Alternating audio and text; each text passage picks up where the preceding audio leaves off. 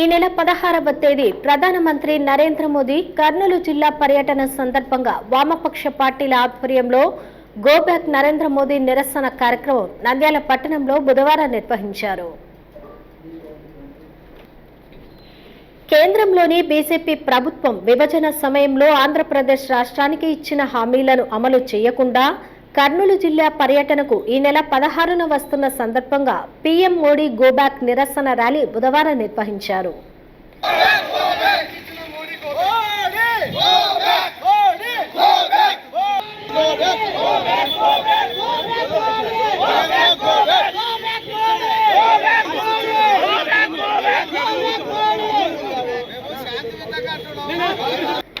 విభజన హామీలను అమలు చేయాలని డిమాండ్ చేశారు. వామపక్షాల నిరసనను అడ్డుకుని పోలీసులు అరెస్టు చేసి పోలీస్ స్టేషన్కు తరలించారు.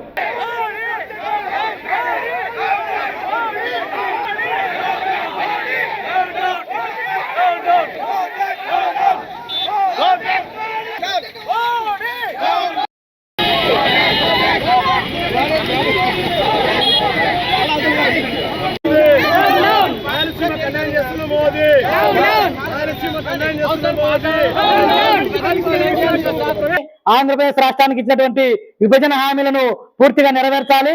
విభజన హామీలు నెరవేర్చకుండా రాష్ట్రానికి రావడము వామపక్ష పార్టీలుగా తీవ్రంగా వ్యతిరేకిస్తున్నాము. మరొకసారి ఈరోజు కర్నూలుకు వచ్చే సందర్భంలో సూపర్ జిఎస్టీ, సూపర్ సేవింగ్స్ అని పెద్ద ఎత్తున గ్రామ సభను నిర్వహించాలని చెప్పేసి అనుకోవడము చాలా దుర్మార్గం. ఎందుకంటే గత 8 సంవత్సరాల కాలంలో జిఎస్టీ తెచ్చింది ఎవరు? ప్రజలపైన 96 లక్షల కోట్లకు పైగా వసూలు చేసింది ఎవరు? ఈరోజు కేవలం 48,000 కోట్లు తగ్గించినాము. రాష్ట్రానికి కూడా నిధులు ఇవ్వమని చెప్పేసి రాష్ట్రాన్ని కూడా అంధకారంలో అప్పుల ఊపిలో కూరుకుపోయేలా చేసేటువంటి దుర్మార్గమైనటువంటి విధానాలను ఈరోజు చంద్రబాబు నాయుడు గారు అయితేనేమి, పవన్ కళ్యాణ్ అయితేనేమి ఈరోజు సభను సక్సెస్ చేయడం అంటే రాష్ట్ర ప్రజలను మోసం చేయడం అనేటువంటిది వామపక్ష పార్టీలుగా చెప్తున్నాము. పద్మావతి నగర్ నుండి గాంధీ చౌక్ వరకు ర్యాలీ నిర్వహించి నిరసన తెలిపారు.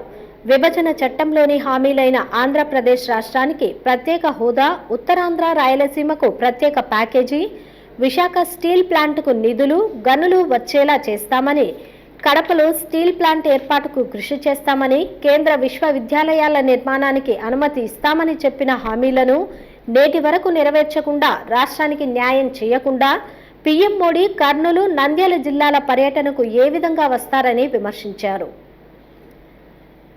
ఈ పర్యటనను వ్యతిరేకిస్తూ PM Narendra Modi go back అంటూ నిరసన ర్యాలీ చేపట్టగా పోలీసులు ర్యాలీని అడ్డుకుని నాయకులను, కార్యకర్తలను అరెస్టు చేసి పోలీస్ స్టేషన్కు తరలించారు.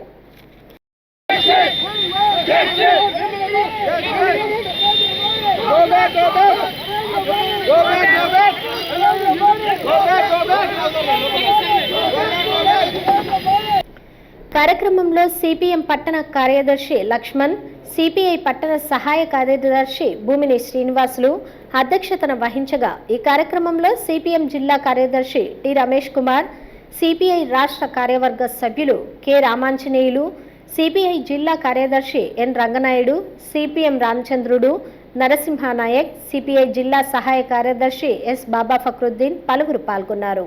10 సంవత్సరాలుగా జిఎస్టీని వసూలు చేసి ఒక్కో కుటుంబానికి 15,000 చొప్పున వసూలు చేసి కేవలం 45,000 కోట్లు మాత్రమే జిఎస్టీ తగ్గించడం జరిగింది. మరి రాయలసీమకు ప్రత్యేక ప్యాకేజీ, అదే ఉక్కు పరిశ్రమ, పోలవరం ప్రాజెక్టు నిర్మాణానికి నిధులు కేటాయించకపోగా ఈ యొక్క నంద్యాల జిల్లాకు ఏ ప్రయోజనం చేకూర్చారో మరి ప్రధాని నరేంద్ర మోడీ గారు, అదే రాష్ట్ర ముఖ్యమంత్రి గారు కూడా సమాధానం చెప్పాలి.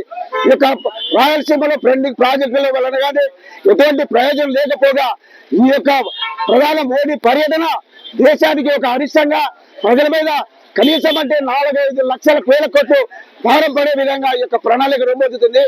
ఈ యొక్క పర్యటన వలన ప్రజలకు కానీ ఎటువంటి ఉపయోగం లేదని మేము భారత కమ్యూనిస్ట్ పార్టీగా హెచ్చరిస్తున్నాం.